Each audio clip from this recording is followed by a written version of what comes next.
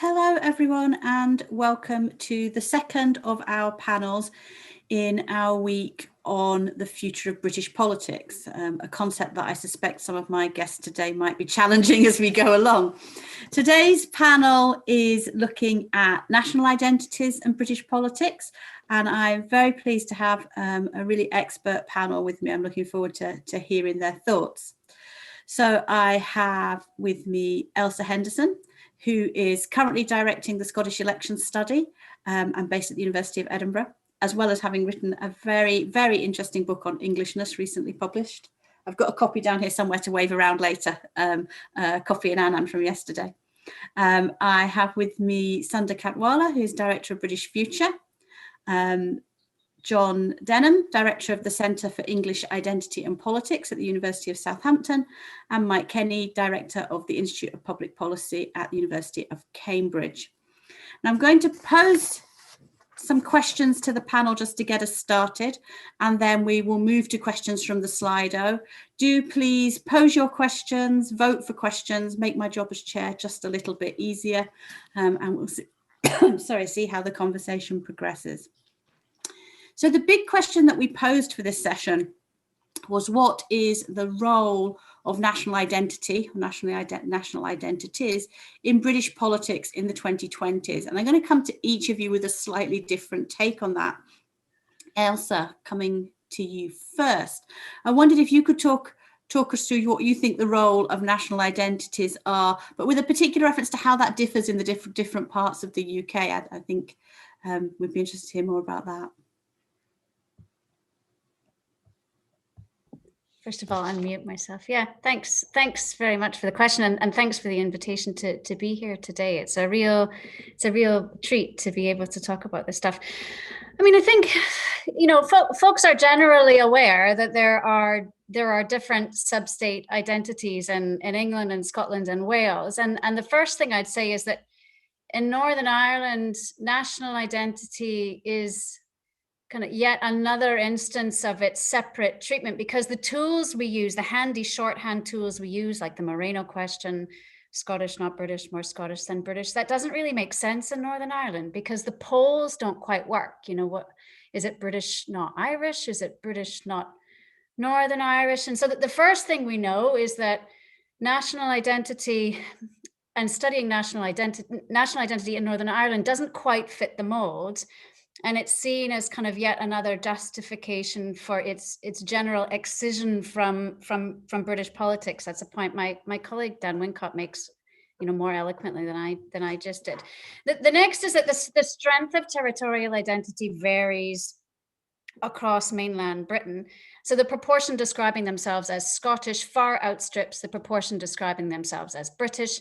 You get a gap, but a slightly smaller one. In Wales, it's in the same direction. And in England, you get something of a dead heat. So the territorial identities don't quite work in the same way. First of all, Englishness is far more tangled together with Britishness, both in terms of the labels people use, but also the content that people think it has. It's far more tangled together than is the case in Scotland and Wales, where Scottish and Welsh identity are far removed from British identity.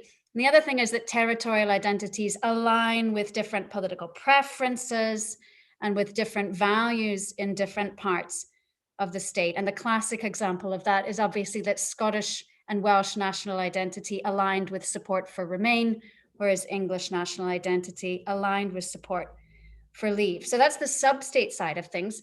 But also it's important not to forget British national identity. And this other side of this is that British national identity works differently in different parts of the state. And that manifests itself in three ways. First, different types of people describe themselves as British in different parts of the state. Second, those who hold a British identity have different preferences and values depending on where in Britain they live. And sometimes it's not just different, it's opposite preferences. So in some ways, Britishness in Scotland and Wales looks an awful lot like Englishness in England, if you're looking at attitudes to Europe, attitudes to devolution, public spending. And the third thing is that national identity in general does a variable job of discriminating amongst individuals in different parts of the state. And by that, I mean, national identity doesn't actually help you understand some things in Scotland, in part because so many people feel Scottish. So if you look across the identity labels, it doesn't actually help you to understand variations in attitudes to Europe. Whereas if you're in England, you get wildly different assessments of England as you walk across the identity categories from English, not British, to British, not English, right? So national identity does a different job, and it helps us more in some contexts than others. And I think all of that, obviously, I think all of that is interesting in itself, but I think that I'll end on this. I think it poses two problems, or challenges. I think it poses challenges to academics, and I think it poses a challenge to practitioners. And in terms of the challenges to academics, we see in efforts to describe why people think the way they do or why they behave the way they do, we see two classic examples of errors.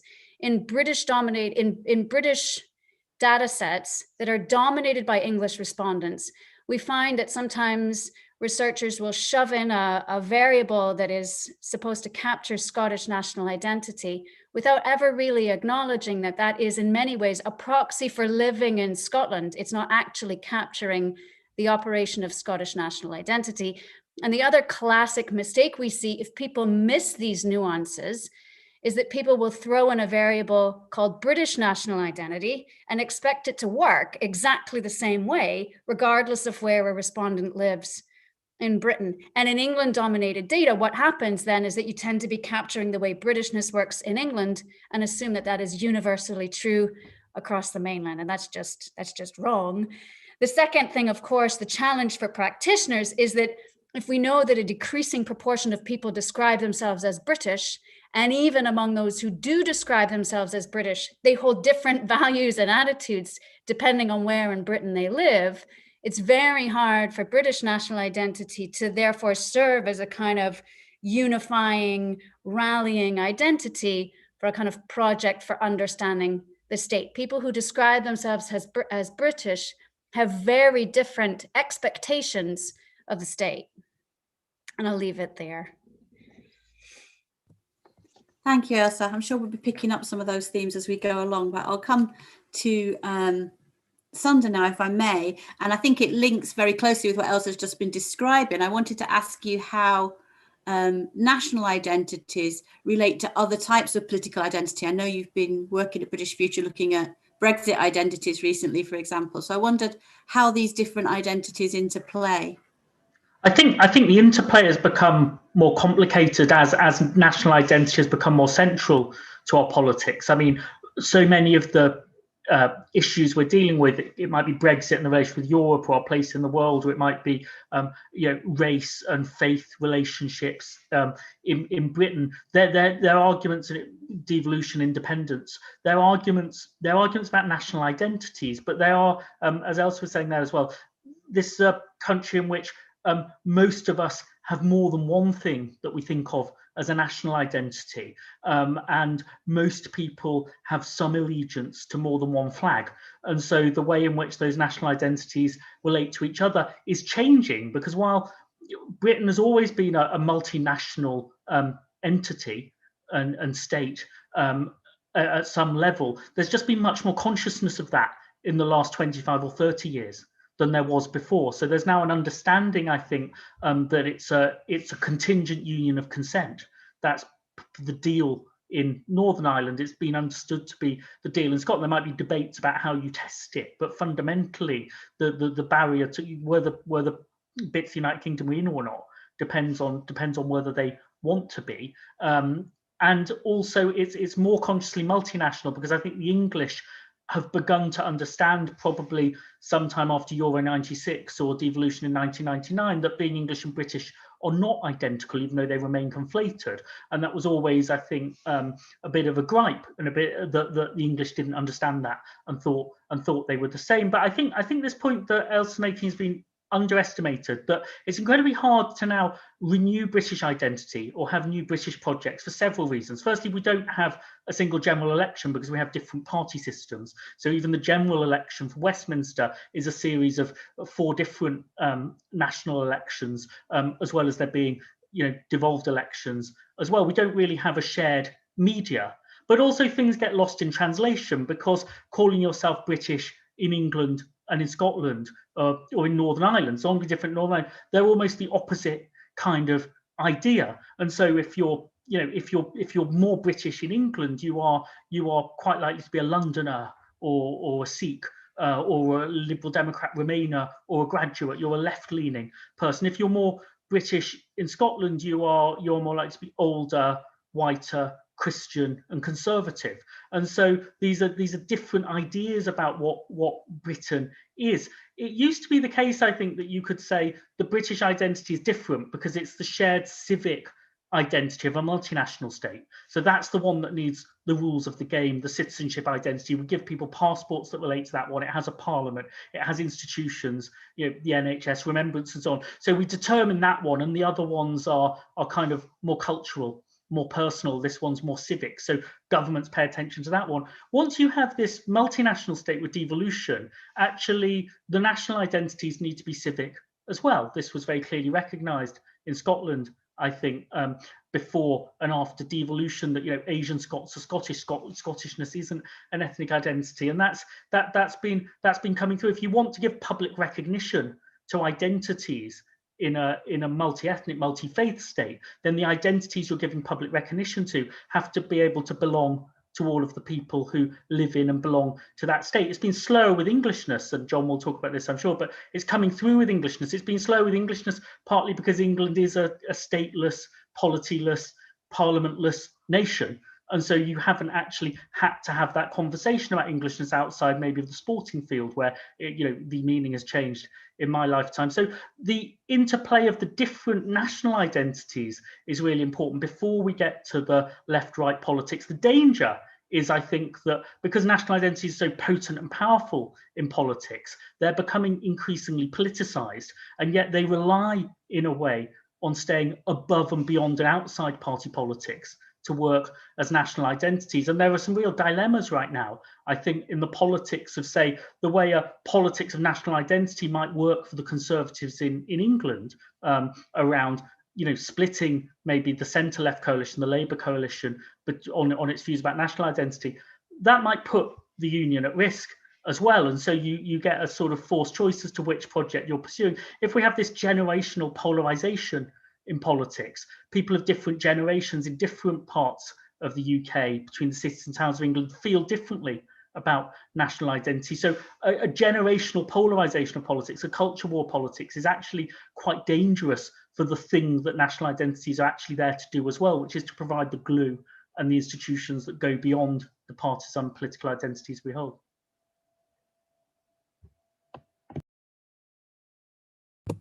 Thank you. Try that again unmuted.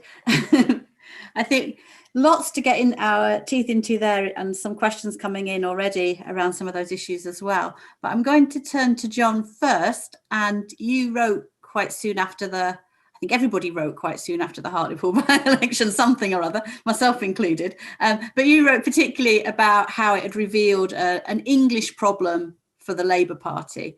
But it seems, and some of the questions coming in raise this point as well, it seems that neither party really have an answer that's directly about Englishness. And I wondered if you could talk us through what you see as this English problem for the Labour Party and how it plays out.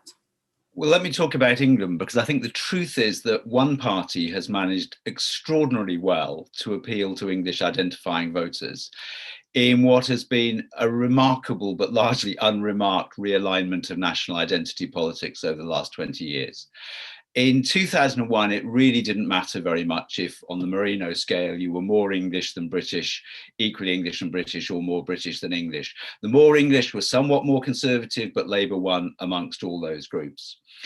Since then, the Conservatives have increased their vote share at every single general election amongst the more English, rising from 40% in 2001 to 7 out of 10 of them in 2019. Amongst the equally English, their vote share went up at nearly every election from 30% to 50%. Conservative support amongst the more British than English flatlined throughout this period, and it's not generally known that in 2019 Jeremy Corbyn's Labour Party actually polled more amongst the more British than it did amongst than the Conservatives did. So Labour won that bit of the election, but got wiped out everywhere else. So why has this happened? Well, to some extent, it's things we're familiar with. Groups aligning with socially liberal or conservative values, different demographics. But what I think is critically important is that as you move across the Merino scale, you find groups and people with very, very different views and priorities about ideas of the nation, about national sovereignty, about democracy, about their views of whether the EU works for England or the Union works for England. They're the people at one end who want an English Parliament and English votes for English laws, much less so at the other end, people who think there are English interests within the Union that should be pursued. And the reality is that the Conservative success has been tapping those ideas of national democracy, national sovereignty, and national interest. So although the Conservative Party doesn't directly speak about England very much, conservatism, as it now is incredibly Anglo-centric. It is dominated by people who project a view of the Union as the extension of England's interest. And indeed, you could say that the appeal to Englishness has reshaped the Conservative Party, reinforcing its Anglo-centric nation. So if you look over the last 15 years, for the purposes of Brexit, the delivery of national sovereignty by an Anglo-centric Britishness is what the English wanted to see, an enhancement of national democracy. We can debate whether that's what's happened, but that's how they see it. And they've appealed powerfully to English sentiments. So I think this has been a really massive change. The Liberal and centre left and the Labour Party has not so much been defeated on this battleground, but not on it at all. Labour, for example, does not speak to England in any form, but nor does it make any attempt to appeal to that sense of national interest or national democracy. It's not in a debate about sovereignty and democracy. So that's the big change that has taken place. It's worth saying, incidentally, that there's no evidence that the last 20 years was an upsurge of sort of English racism or xenophobia. All identity groups have become more liberal over that period of time. The idea of Englishness itself has become more diverse over this time. But the more British group has diverged much more from the rest of the identity groups than anybody else in terms of its values and its composition. So the real challenge for the English bit of British politics is, can any part of the Liberal or centre left break out of the place? I mean, the Labour, Greens, Liberal Democrats are now all competing in that small minority of English voters. And English politics will not change till somebody finds a way of reaching out beyond that. Now, obviously, you have values in place, you have economic issues in place. It seems to be unlikely that things will change for the Labour Party or anybody else on the centre left unless they can make grounds around the ideas of Englishness, national interest, and sovereignty.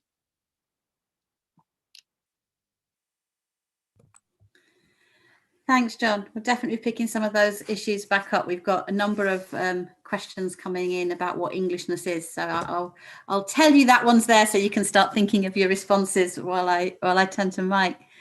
So Mike, I'm going to bring us now even closer to last week's elections, I think, in terms of thinking about national identity. And do you think that the success we saw from Metro mayors, it was more than a week ago now. The time has gone into a very strange shape over the last year. But the Metro Mayor elections, do you think that the success we saw there, the fact that they were able to build personal profiles, do you think that stems from a desire for a more localised politics and from local identities, or is something else at work there in this whole system of place-based identities? Thanks, Paula, and for the invitation. I think there are different lessons actually that we can probably derive from those most recent Metro Mayor elections. I think one is the story. There's a story here about those very successful incumbents who did manage to build strong personal profiles in the area they represented, and were also able, in different ways, present themselves as the champions of the interests of local people. And I think you can see that in two kinds of way. There are those mayors who've been very proactive about sort of, I suppose, billing themselves as figures who can stand up to government, to the centre. And obviously Andy Burnham, I guess, would be the most resonant example of that, because of the standoff he had, or that he led, with Boris Johnson's government during the attempt to impose regional lockdowns and make different decisions about different parts of England at that point. So that's one kind of way of championing local interests. I mean, another way that's clearly been very effective for some of those leaders is to be very good at bargaining for resources from central government.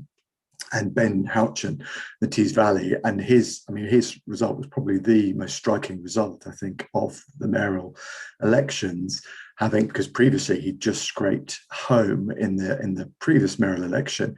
He has been extremely effective at securing different resources from central government, including the Tees Valley Airport. And I think more generally, his campaign aligned very closely with the Conservative Party's wider pitch in these elections, which was very much centred around investment, jobs and resources going into forgotten about areas. And I mean, it seems to me that in the great sort of reckoning that's going on about Labour's poor performance in some of these areas, that's been a bit missed, the extent to which there was a very clear and strong policy message from the Conservative Party, and Houchen really aligned with that.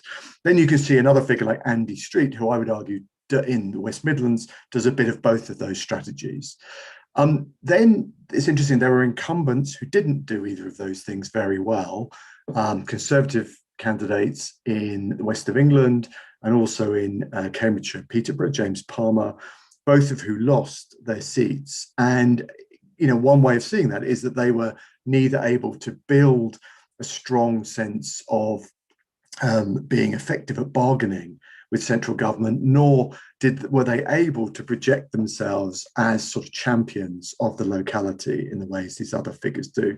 In James Palmer's case, actually, it should be said that, and this will be an issue, I'm sure, that resonates in government, the electoral system also was a key factor. I mean, he got the most votes, I think 40% of the votes cast in the first round of that election, but ended up losing because second preferences of those candidates eliminated went to the surprise winner, a Labour candidate in that area. So what does that add up to? I'm not convinced we can be absolutely certain that this signals a wholesale desire for a more localized politics. But I think it is interesting that you can, or at least you can see, the institution here, which is still quite a new one, of having metro mayors maturing and people becoming more used to it and a bit more familiar with it. In every one of those contests, except London, which isn't the same kind of mayor, but it is a mayoral election, in all of those contests, turnout went up. And I think there is a good argument to say that people are generally more aware of the existence of their mayors. And I think the COVID standoff that I mentioned earlier probably has had quite a big impact on making somebody like Andy Burnham, I think, a much more widely resonant figure. But this is still a fairly new innovation. And there, clearly there is an extent to which people are still, I think, becoming used to it. So I think we can conclude from this that it's becoming a more embedded part of the kind of political scene in England. And I mean, it does become an important forum, I think, for the articulation of interests and identities at the local and city level. Thank you. So I'm going to turn to some of the questions on the Slido now, just to say to people putting in their questions, there's a lot of questions there that are quite constitutional in focus, and I'm not going to come to many of those questions because we have a whole session on the Constitution tomorrow. So I'm not going to come to many of those questions, to the relief perhaps of the panel, but I'm going to focus primarily on the ones around national identity. And the top question for quite a long time was whether English identity exists, and if it does, what does it mean beyond waving a flag and support for the monarch? And even there, there's some there's some tensions with Britishness to be explored as well. So I don't know who fancies a go at that one first. What would the content of English national identity be, I think is what the question is getting at. You've all unmuted, which suggests everybody wants to speak at the same time. John, I'll come to you first. Well, I'm going to make a point just to stir it up. That is a they question, not a we question. As somebody who identifies as English, I have never felt the need to justify being English or to explain what Englishness is. It's a they question which gets asked by people who are not English. Now, there's a serious point behind this, because one of the differences between Welsh and Scottish politics and English politics is that in Wales and Scotland, the state is overwhelmingly Welsh or Scottish, as are civic society organisations.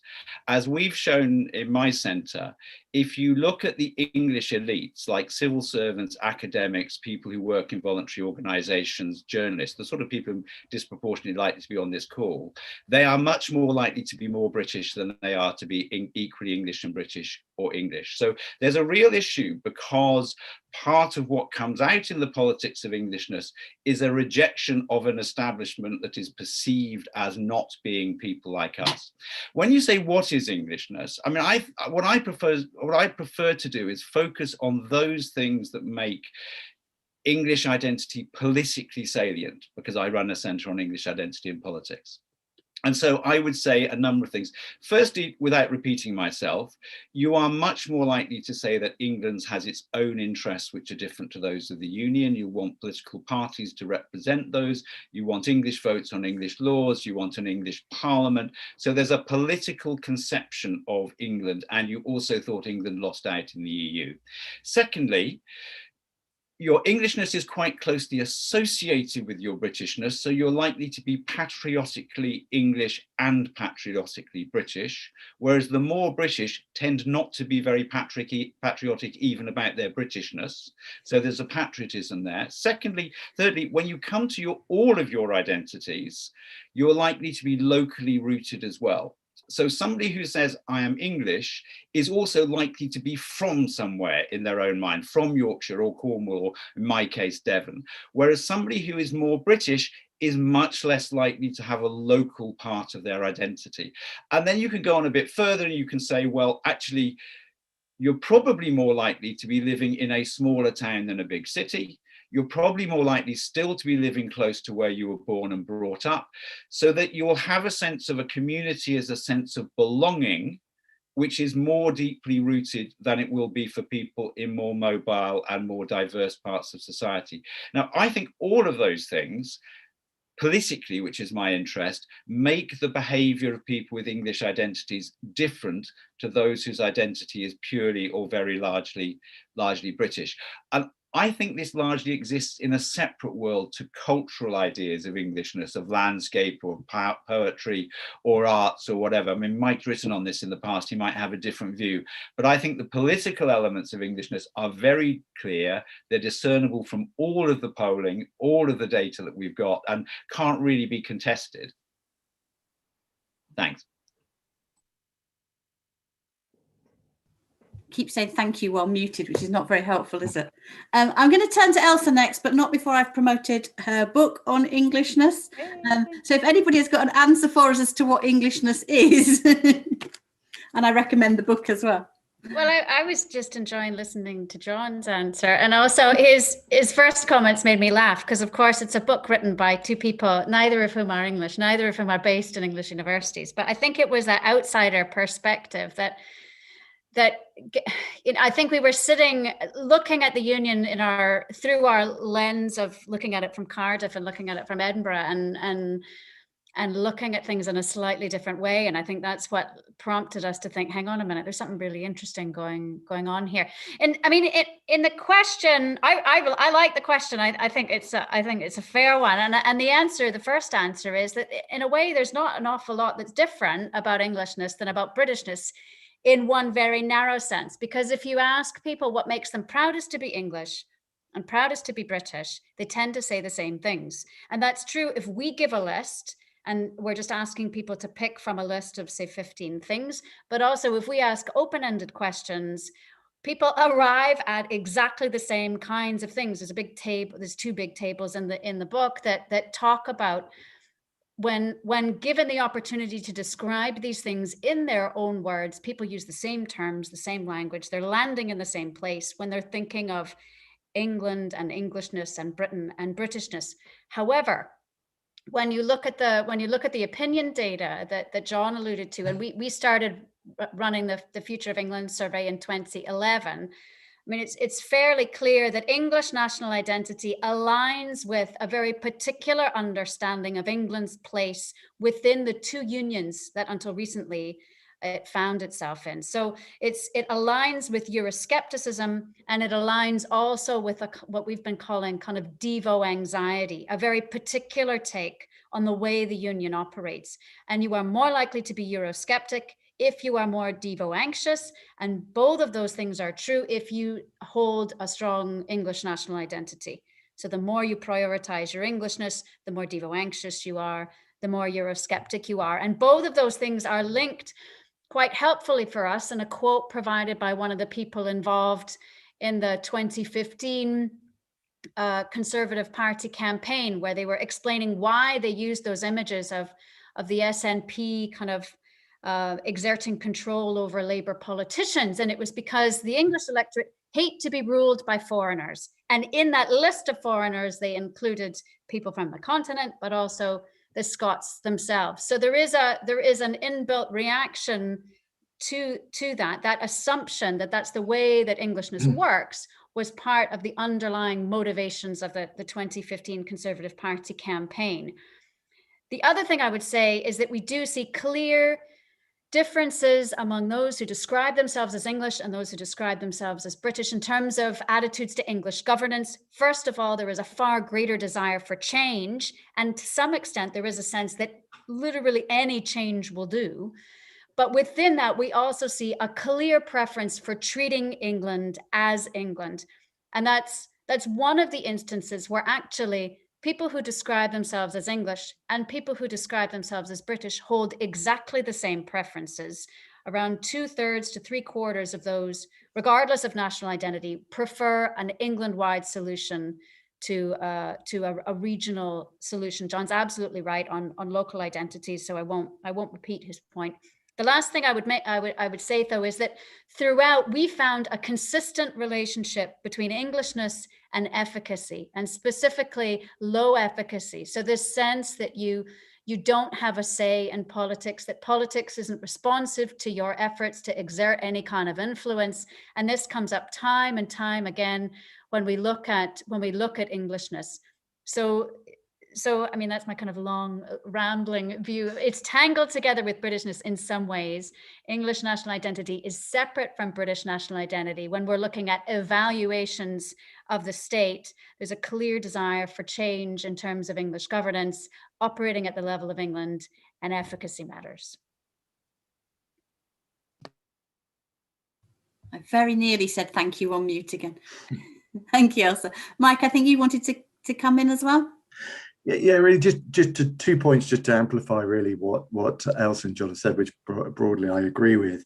I mean, one thing is, I think it is important though to think about the history of this. Whilst I mean, some of the things that we're hearing about there definitely are very recent phenomena, and I think you know, the kind of emergence of political Englishness, as John puts it, is in some ways clearly rooted in sort of recent circumstances and to do with things like Brexit and so on. But I think it's important to see that there is a very long tradition of agonizing about what Englishness means. I mean, you can see this going right back into the 19th century, even before that. And I think that's not an accident. It's partly because of England's, the way in which the English polity, it forms itself, connects itself with, through the unions, that it embarks upon, the way in which it then becomes part of this wider entity that we now call the UK, but has had various names over the last couple of centuries and more. And I think there's something about the anxiety about what happens to the nationhood of the largest people of this entity when that sort of absorption of self absorption occurs into a larger entity that is an important part of the backdrop here. When people previously have agonized about this, they've tended to try to pin Englishness down either in terms of culture or character. So there's a long tradition of trying to find what is the key to the English cultural mindset. And I read, doing research on this, all these books that tried to pin it down to English humor, or was it our love of tea or something like that. And of course, it's an endless, almost slightly neurotic project that can never be fulfilled. There is not one thing that makes somebody English in that cultural sense, even though cultural practices are an important part of the history, I think, of what makes people feel English rather than say just being British. But the character too, there's been a long discourse of attempts to try and pin down the English character, and to see, George Orwell used to, would write in these terms, see if it lent itself to a certain political outlook. And again, that too was an attempt that could never be fully closed. I think the second point I'd make is that whilst I think John's right to separate out cultural Englishness from some of the political stuff, I think there are connections between them. I think it's something actually we ought as academics to be thinking harder about. And one of the connections I'd just mention is, it seems to me that if we track cultural Englishness back as we can, I think to the 1990s, in particular, when we do begin to see a reassertion of and an emphasis on what it means to be English in a whole bunch of different artistic cultural domains. I don't think we get any clear answers to that. I think that's an important preparation for this more recent phase, where people want to sort of hang more in political terms on a sense of English identity. And I think that actually, to understand the current period, we probably need to look back at those origins, those roots, back, say, 10, 20 years. Sunder, coming to you on that one. Because it's a national identity, there are 30, 40, 50 million ways in to being English. And, we're not all going to agree on one.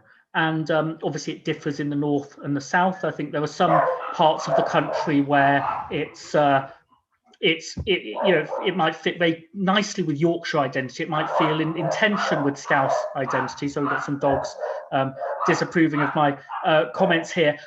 But if we focus on the English people who feel most English, feel most politically English, and what they want, and they drive the politics, we're missing out quite a lot of the Englishness that's going on as well. There's also an Englishness in the cities, and an Englishness among young people that is different, moderate, more softer, sort of somewhat pride in being English. People who wear it lightly. It's also part of the English identities across London, for example, get left out of this story. And so you miss some of the ways in which Englishness is changing, because the people who are equally British and English, and the people who are more British than English, but still a bit of both, also actually have a stake and a share in English identity. And I think this is why the discourse has missed, one of the changes, which is that the English identity is going on the same journey as the British identity, and that it's going across ethnic and faith lines in a way that people didn't expect it to, but among people who are probably more British than English, or they might become equally both when the football tournament's on. But the half of the ethnic minority population that was born in England has a birthright claim to English identity that probably doesn't resemble the English identity that we're talking about driving the Brexit vote, but does actually support the same football team that Gareth Southgate will take into the tournament, and has a stake and an identification in it. So there's a softness and softening of English identity alongside this hardening of English identity that gets left out, I think, if we talk only about the people who feel most English, and not about the large group of people for whom English is one of their identities, and how that's growing. Actually, Sunder, I'm going to come straight back to you with the next question, because I think it picks up on some of those themes. And the question is whether or not national identity, and the particular question doesn't say whether we're talking about British or English, and perhaps there's a different answer, but whether national identity can accommodate those for whom their kind of connection with the nation was also about being European and about a European identity. Are there ways of building that into this kind of multi-layered identity you're talking about? I think most of the people who feel European, which is a relatively small group in the UK, but probably growing a bit. It's probably growing. It was 15% for many years. It might head up to sort of half of the Remain vote maybe. You know, people who feel European will identify with maybe with London if they live in London, or Bristol if they live in Bristol. They will feel British as well, and they might now feel a tension between those things. But I think if you took sort of European, not British and not English anymore, then you'd be looking at a very tiny segment of people who either regret the decision to leave the European Union and who regret it because it's brought their European identity there. I think a moment of loss like that will increase its salience, but European identity was only ever a minority of people who thought we should stay in the European Union, because primarily the sort of consent for being in when it was there was more transactional than identity based. And that is, I think, why the British engagement with the European Union when we were in it was largely different. So there's more of a tension, I think, between British and European identity than there is for most of the other national identities within the European Union. Does anybody else want to come in on that one about the tension between national identity and European identity? Maybe if I phrase it differently, should we be asking a version of the Moreno question that pits European identity against Britishness, for example? What we do know from polling that's been done in the past is that the more English you are, the less likely you are to identify as European. The more British you are, you're more likely to, but it still leaves you, as Sunder says, in quite a small minority. But I think there's a broader question here, which relates to what Sunder's saying, is the absence of any attempts to bring it back to politics to tell inclusive national political stories. And one of the things that's happening is that our politics in England have been dominated by English national identity, which has reshaped our politics over the last 20 years. And there's been almost a complete absence of any attempt to tell a national political story that is different to that. Britishness has emerged partly from cosmopolitanism, partly from multiculturalism. Englishness is moving in the same direction, but more slowly and without any real engagement from civic society groups or from the state. So sport is left to carry far too much weight. Certainly politicians aren't in that field. And I think that's very odd, because I don't want to take us too far away from your topic, but as I'm here, the sort of people who support independence in Scotland and the sort of people who support independence in Wales are much more like, demographically and in values terms, the people who are more British, not English in England, who don't like national politics and national identity. In other words, there's nothing about that demographic that means they should automatically recoil from the idea of a broadly progressive, patriotic story of the nation. And I think one of the oddities in English politics is the complete absence of people playing the role that the Labour Party has played in Wales, or the Welsh Nationalists have played in Wales, or the Scottish Nationalists have played in Scotland. And I think one of the big questions for the future of our politics is anybody going to step into that void and actually say, well, there is a national story for England, it will be English and British, which actually relates to a more progressive sense of what the nation should be like. And I see no sign of that happening at the moment.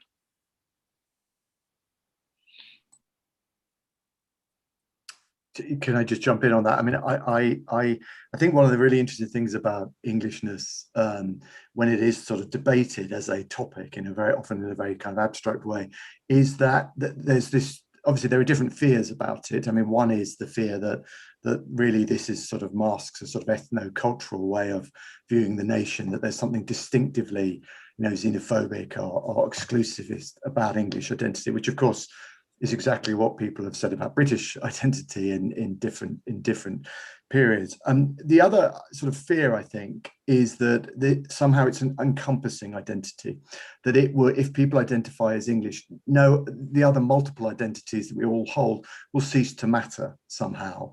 And I think it's really important to sort of challenge that, because there is significant evidence. I mean, John mentioned the close relationship between local identities and a sense of Englishness, but it's also the case that Ailsa knows this very well, and it's clear in her book, that people who identify as English can articulate that in different political ways as well. What is striking is that in the recent period, we've seen people, a sort of coalescence of political expressions of Englishness, if you like, and that does seem to tally with a period in which there's been a very marked reluctance to engage with Englishness on the part of politicians. More generally, though, authorities, different kinds of public institutions and so on as well. There's been broadly quite a silence and reticence about that. And I think one of the sort of counterfactuals really of the recent period is, could it have been that an alternative idea of Englishness, which would perhaps connect for some people to feeling confident with being European or being multicultural, British and so on, could that kind of sense of Englishness have been shaped and developed? Of course, that is a counterfactual. We don't know that, but I agree with John. That very much is one of the challenges we face in our politics now moving forward. Ailsa. Yeah, I mean, we've spoken a lot about a politicized identity, and I think it's helpful to talk about, well, how do we know when one is politicized?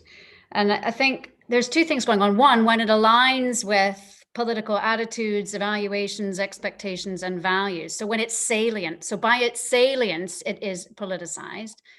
But the other is a kind of more straightforward understanding, I guess, of identity as politicized. And it's when it has a spokesman or a campaigner who seeks to project an understanding of a project for a people, and that message has an audience. So it needs a messenger, it needs a message, and it needs an audience, right? And so one thing I think that's quite clear is that to date, if we have that understanding of a politicized English national identity, then it's very clear who the messengers have been. It's very clear what the message has been, and the audience kind of flows from that. But I think we're right. You know, John is right in that there's no reason why the messenger and the message couldn't be different. It just takes a willingness on the part of the messenger, and that is one thing that we've seen that's kind of absent on the centre left. So one thing we know, for example, from the 2014 referendum in Scotland, was that one of the most effective messages on the part of the Yes campaign was this notion of, what kind of a society do you want to be? Do you want to be a society where the gap between rich and poor is large, or do you want to be a society where the gap between rich and poor is small? And if it's the latter, then you have to vote for independence. So we've got lots of polling showing that that message was effective, but also gaining in its effectiveness as referendum day approached. And that message is very similar to the kind of notion of a projet de société that you get in Quebec from nationalists in Quebec, those who support sovereignty for Quebec. It's present in terms of Catalonia.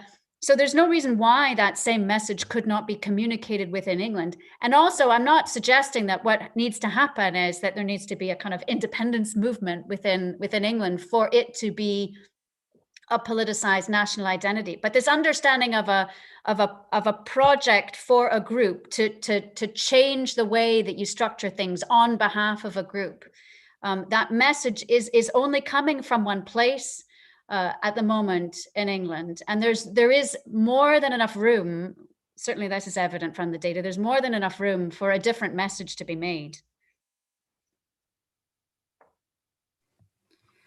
Thank you. I think that's really fascinating in terms of how these identities and attitudes and values link together, because that's clearly a different kind of values-based message, if you know, in terms of wanting the gap between rich and poor to be wider or narrower, and how those things connect. One of the other questions that's coming through the Slido is kind of what, and I found it slightly at odds with the discussion, because we've moved into a discussion that's very much about Englishness, and this question is very much about what lies, I don't know if I can say this, what lies behind the Union Jackery of the Conservative Party. But yeah, I guess some people would argue of the Labour Party in recent months as well. What do you think is driving that kind of use of so many British flags in all circumstances? I don't know who wants to come in first. Sunder, you're unmuted. Did you want to go first? Sure. I mean, at one level, it's fairly unremarkable. Nobody's ever governed a country without having an association with the flag of the country they want to govern. Every government uses the flag. I can't think of successful opposition parties that haven't used the flag. There's a political incentive with the Conservative Party if something that would seem to be quite banal, your government minister, there's your national flag, seems to split and discombobulate your political opponents. So they're having an argument about whether they like the flag or not. Then that is a very happy day for people who don't have that problem, because 2/3, 70% of the society won't have that problem. So it is a bit odd to find the flag difficult. Now, you know, progressive and liberal movements might have more or less attachment to different flags. You know, the Canadian liberal left feels quite at ease with their flag.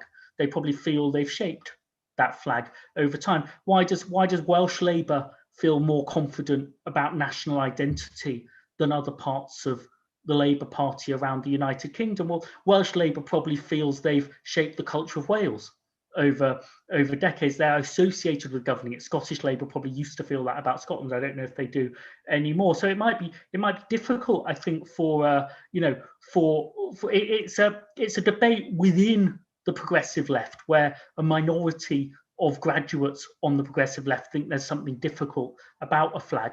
In my lifetime, people got hold of the Union Jack, changed what it meant, and made it mean something that was more inclusive, because, you know, there was a NF chant, there's no black in the Union Jack, and basically you said, well, there's plenty of black in the Union Jack. Look at the Olympic team, look at where you are. So there was definitely a project for 20, 30 years, which reflects why ethnic minorities associate with British identity, associate with the British flag, the story of Britain, the story of the Commonwealth, the story of empire and decolonisation, the story of the monarchy, if you like, explains why you're British. People on the Windrush felt British for that reason, and it took 2 or 3 generations to win that argument that other people should know why they felt British. So this is it's a slightly odd thing that the liberal left is doing in having an aversion or an allergy to national identity, and you can only, I think, be successful in government if you do. But the Conservatives, I think, are using it politically and maybe damaging the union in the United Kingdom by using the Union Jack in England for a political purpose to beat up the Labour Party in a way that is probably struggling to do the most important thing that needs to do in Scotland, which is persuade younger people that the union has a future. Ailsa, you were next to unmute, so I'll come to you next. Yeah. I mean, fundamentally, I think it's entirely reactive, and I think it's helpful to see it as, you know, from the question, I interpreted the recent call to have flags on buildings, and the desire of government ministers to make sure that there are flags in the background when they're speaking on things. So to me, it's entirely reactive, and I think it's also from a place of I don't know about insecurity, but unsettledness about the state of things. And to me, it has a corollary in Gordon Brown's calls to focus on British values and the importance of British values, and we need to teach young children about British values. It's a reaction against, oh, hang on a minute, we're losing things a bit here.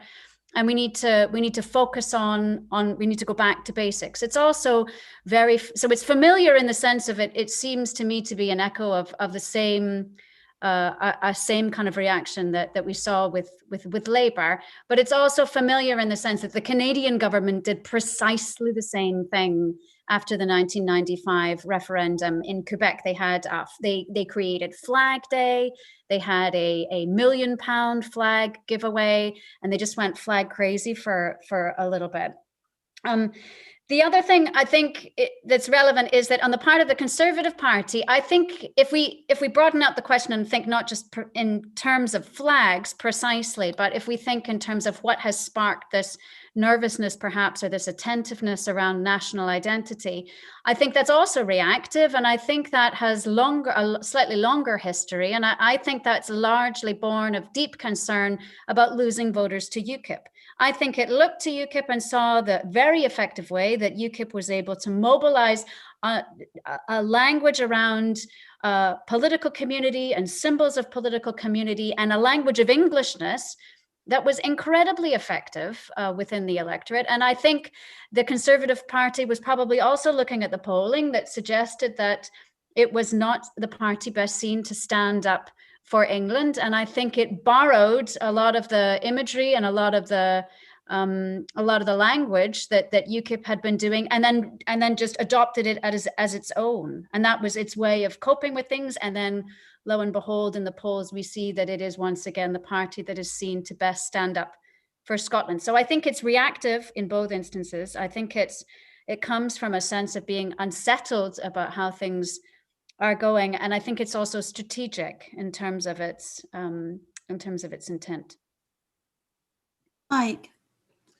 Yeah, I just a couple of things. I mean, it also clearly relates to Brexit. I mean, and the sort of quick way of identifying with through that symbol with sort of many people's perspective on, taking back control, reclaiming UK-wide sovereignty and so on. And I think that it serves as a very easy, quick reminder on the Conservative side that's the choice the party has made, was to identify strongly with delivering Brexit. And then the other point is about the union, the domestic union, that the flag has become a sort of object of sort of huge sort of focus really in government, I think, in terms of its thinking about how to promote the cause of the union in the context of obviously Scotland and the SNP government and the rise of support for independence, but also now Northern Ireland. So part of the reactive quality that Ailsa describes, I think, also extends to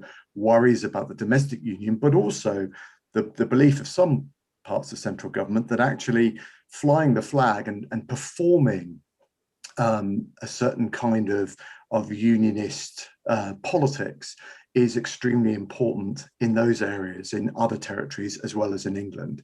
And this is where you get the sort of endless focus on flags. There was even talk of putting the Union Jack on the vaccine, I remember at one point. And the kind of performative side of this is very important, I think, to what's emerged in recent years, which is a sort of a certain kind of very assertive unionism at the centre of British politics, which represents, I think, quite a fairly novel phenomenon, even though it has some older elements within it.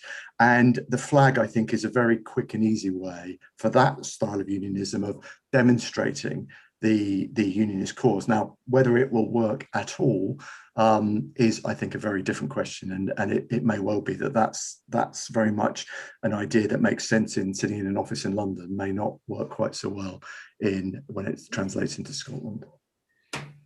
Thank you, John. Paula, if I could say just a couple of things about the Labour Party, which I think has got itself into a difficult position on this.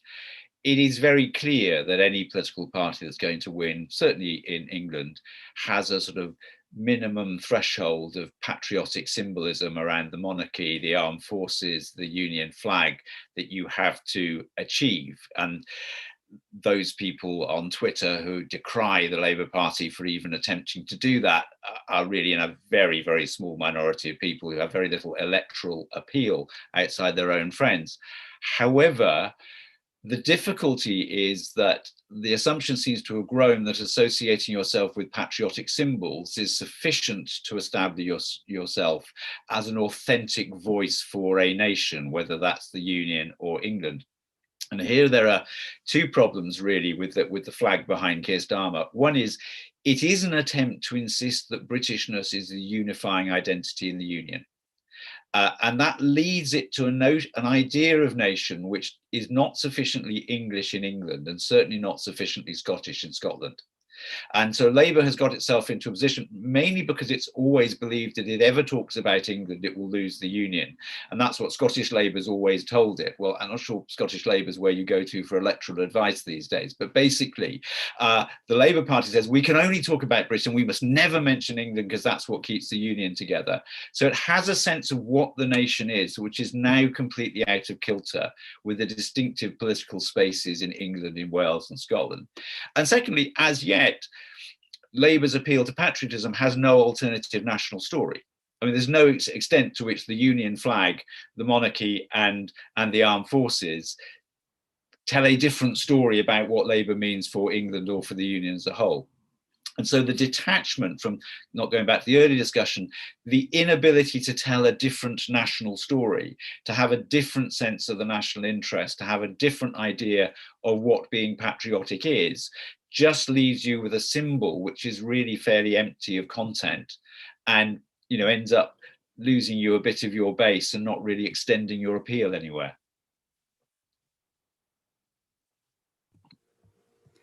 Thank you. I'm going to take it onto slightly different ground with something that's a bit more of an academic question, and feel free just to pass if you don't if you don't want to answer this one.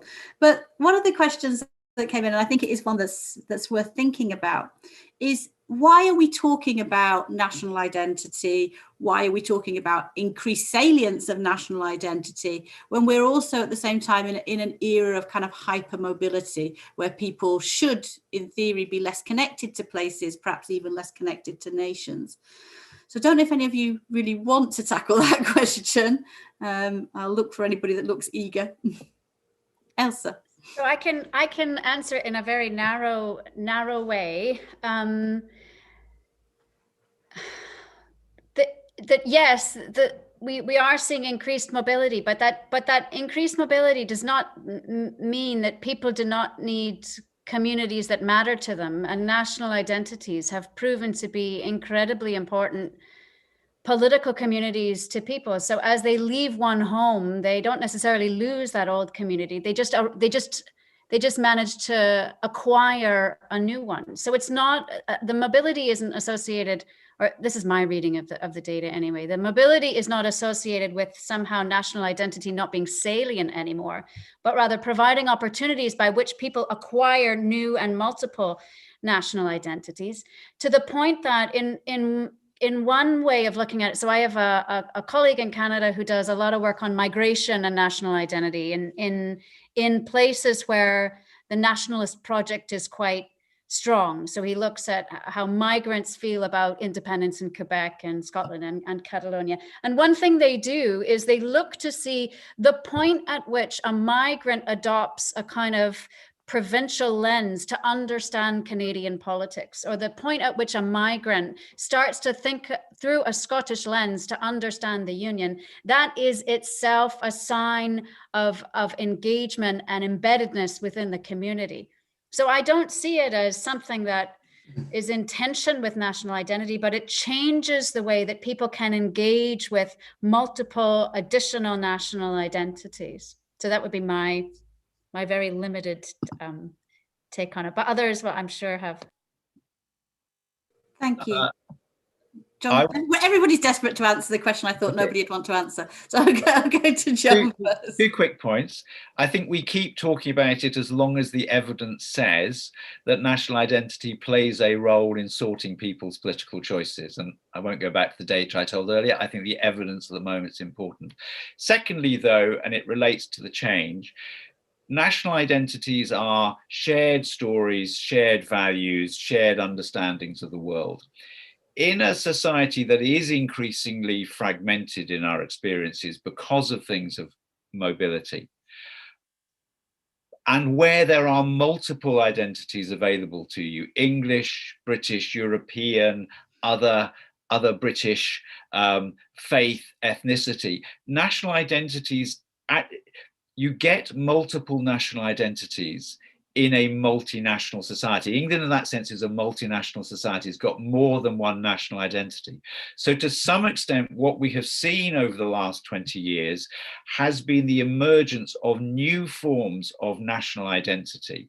The people primarily who are more British than English are really quite unlike the people who are traditionally British and English. They are more diverse, they're more younger, they are more graduate. So what you're actually seeing, I think, is new forms of national identity emerging, which reflect the fact that in a fragmented society, we have a different sense of who we are, what the values we are that we share, the experiences that we have of life. So perhaps the answer to the question is, what we're seeing is what the questioner is wondering about. What happens if you have a more mobile society? The answer is not necessarily you have less national identity, but your national identities evolve to meet the experiences of that group of people. I hope that makes some sense. Thanks, John. Mike, I'll come to you next, and then to Sunder. I know everybody wants to answer this one. Well, yes, I think I was going to make a similar point to John. He's put it better than I can. I mean, I think what we need to understand is the sort of the work that national identities enable people to do, at the level of individuals and at the group level, the ways in which national identity, stories of national identity, enable people to understand some of the changes that I think the questioner is getting at. There's maybe a specific dimension to this around immigration, which is I think, it's obviously very important here as part of the story, not just in the UK, but in all different parts of the world, and the ways in which national identities have at times been mobilized as to express a sort of angry recoil against that, but at other points national identities and the politics of national identity have been mobilized in order to change people's understandings of the nation, who belongs in there, and so on. And it seems to me that what we can't do, and I think there's been a mistake sort of among social scientists in general, is to assume we know that it's going to be that first response, not the second. They're kind of the element of making different visions of the nation, and of at times including people who previously might not have been seen as part of the nation, is an incredibly important part of it, as well as at times a reaction against immigrants or particular groups. And I think in the context of Englishness, there's a really interesting, important story here about ethnic minority identities and who's perceived to be part of the English nation. And Sunder touched on this earlier. And it does seem to me that in the last 20 years or so, there has been a very notable shift there, so that since for many people the lived experience of Englishness and who's taken to be English and so on has broadened, I think, in many ways, and yet there are still clearly points of resistance or refusal there, particularly I think in terms of people from Muslim backgrounds and so on. I think that's been a point where there's still a struggle, an ongoing struggle there to widen the sense of who belongs to England, who is seen as English. So I think this is a complicated, ongoing politics. And I think what we need to do is to look much more carefully at the forms of imagined community, to use that term, that are constructed in political terms using ideas of national identity. Sunder. I would agree with that. I would say that what mobility does is it should give liberals a couple of big reasons to pay more attention to national identity. Firstly, when you migrate to a society, you can get different levels of rights, and you can be more or less welcoming to people who join your society. Some strong citizenship national identities have tended to be pretty open to migrants themselves. British identity has been one of them. Canadian, Australian, American identity traditionally has done that.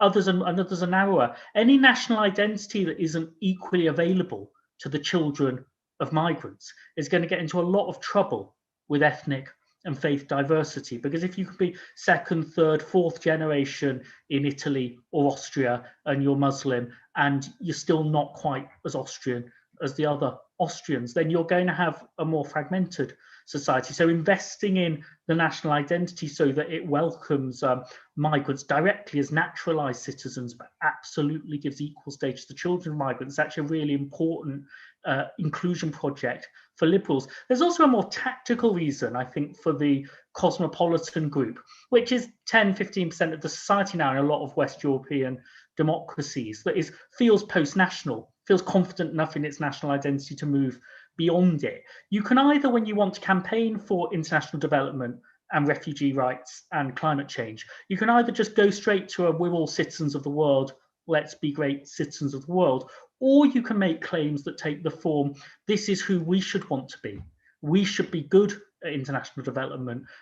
We should be good at refugee protection because that's our better selves. And if you compare the use of those two arguments, both of them go on the whole, the most internationalist thinking societies have tended to tell themselves stories about wanting to have internationalist national identity. You see that quite strongly in Scandinavia. I think you see it in the Federal Republic of Germany. You see it in Britain, I think, to a large extent in our commitments to international development. So we've become a much more liberal society, even as we're talking about national identity more. Over 30, 40 years, we've become more liberal. So we ought to see more liberal versions of national identity. And I think we have seen that, but we don't get that as much as we would if liberals say it's something we're allergic to.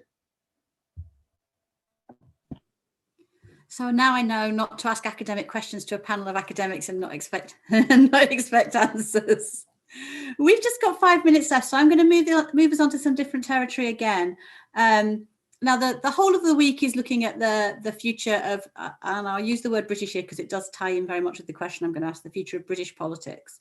And the questions come in here about why the English don't seem really to care about the union. So they seem quite relaxed when we're in polling questions about Scotland becoming independent, Wales becoming independent. I wonder if any of you, bearing in mind we've only got 4 minutes left, wanted to give quick thoughts on that particular question as we look to the future. Ailsa, then Mike, then John. I'll come round you in that order. So really quickly, if you combine the proportion combine the proportion of people who want independence for their part, or reunification with Ireland in the case of Northern Ireland, and the proportion who have a kind of ambivalent approach to the union, you're at over half of the electorate, no matter where in the UK you're talking about. So what sets the English apart is that they have by far the largest proportion of ambivalent unionists, those who are happy for one or more other parts to go their own way. But that's in part because in Scotland, for example, you have a far larger proportion of people who actively want out.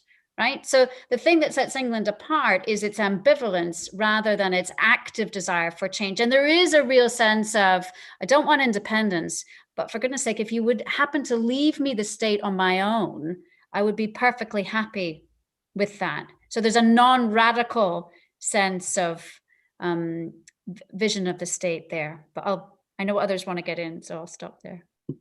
Mike? Yeah, I definitely, I think that there's a lot to what Ailsa says. I guess I'd introduce the term indifferent unionists perhaps as well. It seems to me that that's probably, it looks like the majority view in England. And I think that's, the people who are sort of to a degree relaxed, but also not particularly engaged, I think, with the issues that are emerging in different parts of the UK. And I think, looking forward, going to your question, Paula, about the future of British politics, that's a really important context for a government that is going to have to spend a lot more time and political capital and invest more resource, it looks, on other parts of the UK in order to promote the union as a cause. And I think the question of whether the English are ready to respond to the union becoming one of the great causes in British politics is really, really important and hard to read, I think, given that the English have not been particularly engaged with some of the questions about devolution and the future of the union that are coming through now in a very pressing way. John? We did some polling in the 2019 election about the implications of Brexit as it was proposed. As you would expect, the more English, who were the people who had voted Brexit and were going to vote for Get Brexit Done, thought that Brexit would be very good for England. Very few of them thought it would be damaging for the union. So the real nuance here is that whilst English voters are ambivalent about the union, many of them believe you can pursue English interests without it doing serious harm to the union. So there's a sort of, there's not a, I'm going to vote for Brexit and goodbye Scotland. It's, if I get the Brexit that I want as an English identifying voter, I don't actually believe that's going to have any effect on whether Scotland or Northern Ireland or Wales stay within the union. So just, it's a more nuanced thing, and it may be, the damage will be done by just that sort of casual attitude, but that seems to be where those voters are at the moment. Thank you. And finally to Sunder, if you've got any thoughts on that question? Yeah, I think the level of English indifference to Northern Ireland is absolutely profound, and I think maybe some of the forms that Northern Irish unionism takes, in a way, reflect an awareness of the level of indifference. I don't think it's especially good thing, but I think it's the truth. In terms of Scotland and the union, I think we really don't know. My subjective perception was that the English broadly noticed the last referendum with about three or four weeks to go and thought about it quite a bit. And the sort of median view was, oh, it'll be a shame. I hope they don't.